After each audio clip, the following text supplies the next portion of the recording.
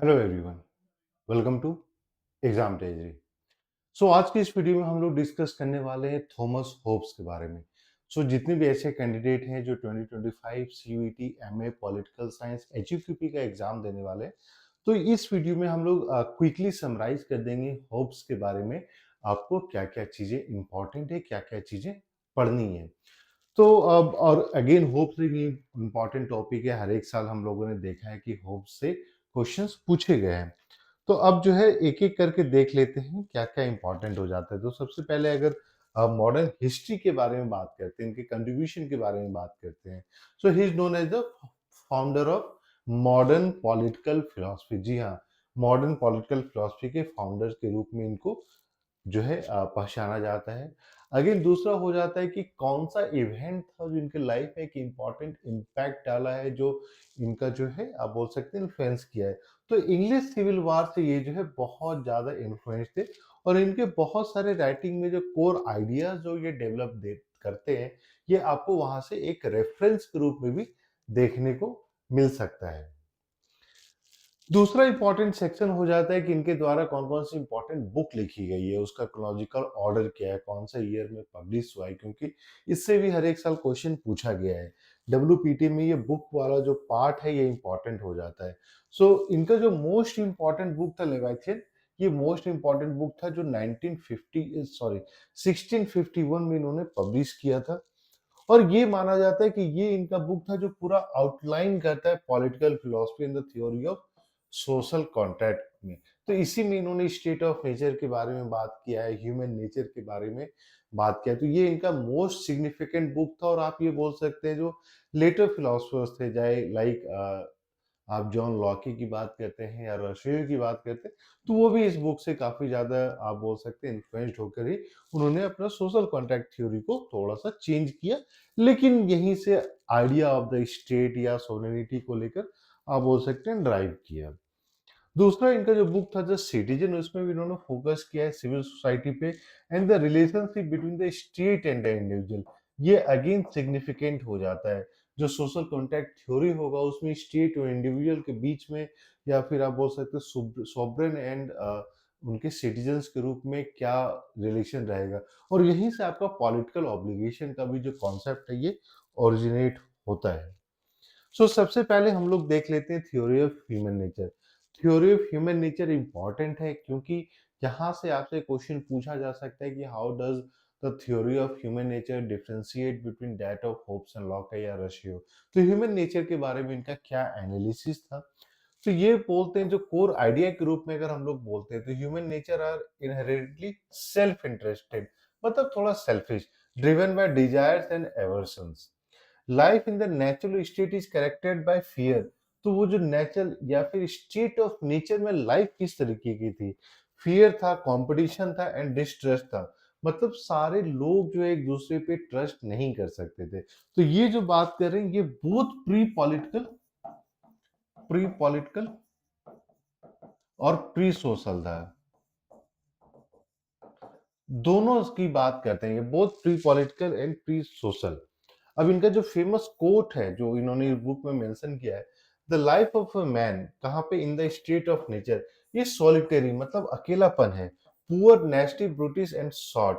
Short why? Because there is a constant competition and this competition lead to war. अगर war होगा तो of course आपका life जो है शॉर्ट हो जाएगा। तो ये इनका कोर थ्योरी के रूप में देखते हैं थ्योरी ऑफ ह्यूमन नेचर में। तो ये बताते हैं कि स्टेट ऑफ नेचर में ह्यूमन का टेंडेंसी क्या था, उनका जो है कंपटीशन किस, वो सेल्फ इंटरेस्टेड थे। अब नेक्स्ट इंपॉर्टेंट हो जाता है कि स्टेट ऑफ नेचर के बारे में इनका क्या डिस्क्रिप्शन है, how does it describe the state of nature. State of nature इनके लिए एक हाइपोथेटिकल कंडीशन था where there is no government और लॉज। तो यहाँ पे एनार्की था, नो गवर्नमेंट, यानी आप यहाँ से बोल सकते हैं कि ये प्री पॉलिटिकल था। And if there was no government, this means there was no one to enforce the law, no one to create the law. और इसी के कारण आप हम लोगों ने वहां देखा जो कांस्टेंट फियर रहता है। अब क्या क्या कैरेक्टर था, तो इक्वालिटी। अब आप सोचिएगा सर इक्वालिटी क्यों? क्योंकि देखिए जब स्टेट ऑफ नेचर में एवरी वन इज इक्वल, वहां पे कोई गवर्नमेंट नहीं है कुछ भी इन्फोर्स करने के लिए। That's why all the individuals are equal in the ability to harm or kill. So हर एक इंडिविजुअल इक्वल है. About equality in terms of what? Ability to harm others. तो ability to protect yourself, ability to harm yourself and kill. क्योंकि competition जहां पे है और उस कंपटीशन को कोई मॉनिटर करने वाला नहीं है, तो वहां पे आप किस तरीके से जीतते हैं? आप जो है दूसरे को मारकर ही जीतते हैं. दूसरा है कॉन्फ्लिक्ट. तो इक्वालिटी तो था, लेकिन वहां पे कांस्टेंट कॉन्फ्लिक्ट है, driven by competition, distrust and a desire for glory. आप जैसे आप बोल सकते हैं कि स्टेट ऑफ नेचर में वो सर्वाइवल ऑफ द फिटेस्ट वाला कॉन्सेप्ट था, कि जो जितना ज्यादा पावरफुल है उसका सर्वाइवल रेट उतना ज्यादा इंपॉर्टेंट हो जाता है. तीसरा है anarchy. Anarchy meaning there is no law. इसीलिए यहाँ पे एनार्की था. Absence of authority leads to constant war of all against all.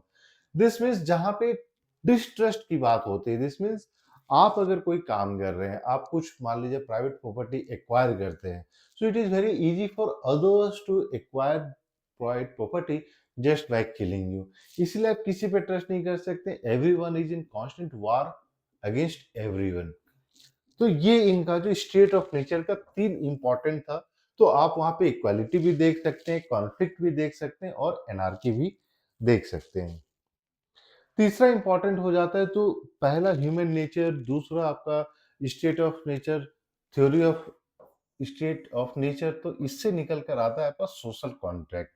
सो यहाँ पे इंपॉर्टेंट हो जाता है कि सोशल कॉन्ट्रैक्ट में जब हम लोगों ने समझ लिया कि ह्यूमन नेचर किस तरीके का था, ठीक है, नेचुरल लॉ किस तरीके की थी, तो वहां से जब सोशल कॉन्ट्रैक्ट डिराइव होता है, तो उसका ऑब्जेक्टिव क्या होता है, पर्पस क्या होता है, किस तरीके से वो बनाया जाता है, उसका कैरेक्टर क्या होता है. सो यहाँ पे क्या है कि all individuals in the state of nature agree to surrender their rights. और वो कौन से राइट्स को सरेंडर करते हैं? नेचुरल राइट्स को सरेंडर कर देते हैं to a sovereign authority in exchange of protection and order.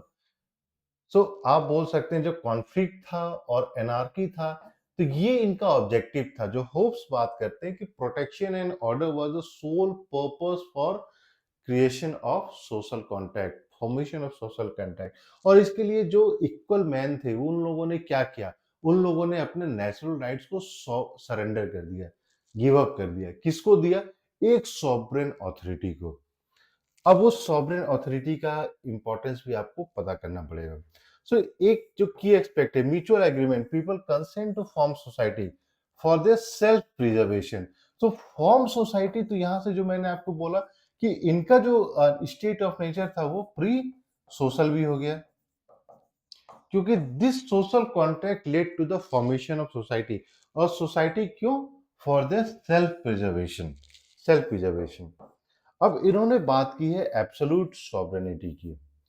देखिए लॉके की बात कीजिएगा तो उन्होंने लिमिटेड गवर्नमेंट की बात की. यहाँ पे होप्स जो है एब्सोल्यूट सॉवरेन की बात की है. क्यों? ये बोलते हैं the sovereign will hold the absolute power to ensure peace. तो ये बोलते हैं कि जो भी अथॉरिटी फॉर्म होगी वो मोस्ट पावरफुल होनी चाहिए एवं एवरी अदर्स. तभी वो अपने लॉ को सब पे इम्पोज कर सकती है. अगर मान लीजिए वो मोस्ट पावरफुल नहीं है, तो हो सकता है कि वो जो उनसे ज्यादा पावरफुल लोग हैं उस पर जो है लॉ इम्पोज नहीं होगा, लॉ को इन्फोर्स नहीं किया जा सकता. इसलिए इनका आर्ग्यूमेंट है कि ये एब्सोल्यूट सॉवरेन होना चाहिए. दूसरा, sovereignty can not B challenged और डिवाइडेड. वो जो है इसी में एक चीज आप ये भी ऐड कर सकते हैं कि can not be delegated to the others. मतलब दूसरे को नहीं दिया जा सकता है. It can not be challenge only in the condition that it is the most powerful. अब यहाँ पे इन्होंने इरेशनल रिवेलियन की बात की है. Rebellion against the sovereign lead back to the chaos in the state of nature. अब इन्होंने ये बोला कि in case your sovereign is not the most powerful organisation, तो उस केस में क्या होगा कि बहुत सारे लोग रिवेल करेंगे. और रिवेल अगर करते हैं तो फिर वो chaos हो जाएगा. The sovereign will be overthrown, chaos हो जाएगा and the humans will be back to the state of nature. तो फिर सोशल कॉन्ट्रैक्ट फॉर्म करने का कोई ऑब्जेक्टिव ही नहीं रहा. सो वो एक सिग्निफिकेंट हो जाता है. This is the argument for absolute sovereignty. Next हो जाता है जो थ्योरी ऑफ सॉवरेनिटी है. तो इन्होंने बोला है कि एब्सोल्यूट होगा, इंडिविजुअल होगा एंड परपेचुअल होगा, यूनिवर्सल एंड फॉरएवर.